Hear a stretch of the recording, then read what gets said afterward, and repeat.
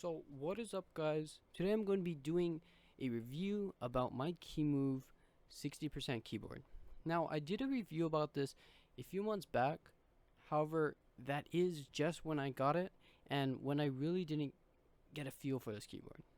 Usually when I'm looking for a keyboard, or not just a keyboard, but even a product in general, and I'm going to spend money on it, like a large amount of money on it, then I usually want to know what I'm getting.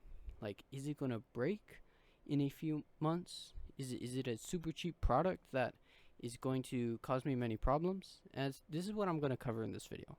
So, overall, in my 6 months I've had it or so, it's honestly a great keyboard.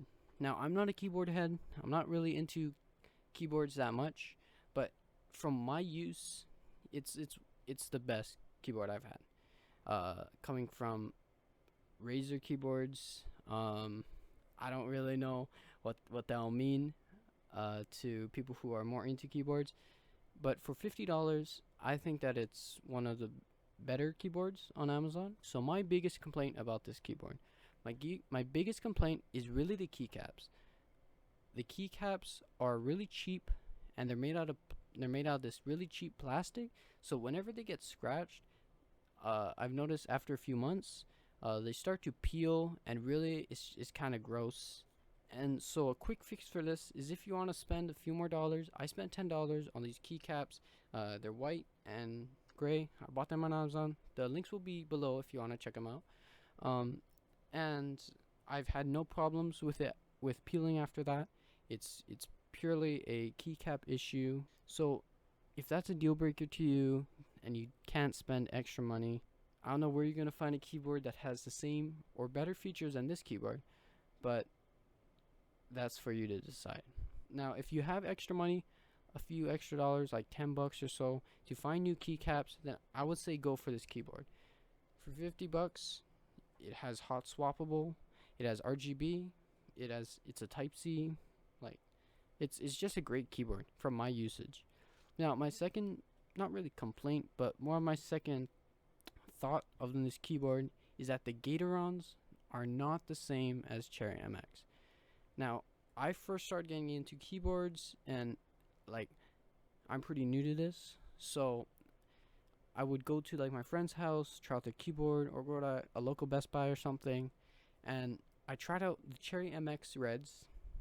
They were too easy to press. I'd often misclick. And then I checked out the Cherry MX Browns. I really liked the Cherry MX Browns because they were not as clicky as like the Razer Greens that I had, or they weren't easy to misclick. So I really liked them. And then when I was looking around for keyboards, this keyboard had Gatorons. Now, I asked some friends, is Gatorons really that different from Cherry MX? Then they said, oh, it'll be a little bit more smoother or so. I got many different responses, but I thought, okay, well, it won't be much different, right? Well, if you hadn't tried out Gatorons, in my opinion, it's way different than Cherry MX's. Honestly, the comparison I can make is that they feel more like a membrane keyboard. Even then, I would still take the Gatorons over the membrane, but it's like a membrane type feel keyboard. Honestly, I'm not really all that into it. But the thing is, if you don't like the Gatoron switches that are inside, you can always switch it with another switch, because of the hot swappable feature that's in this keyboard. You switch it, no problem.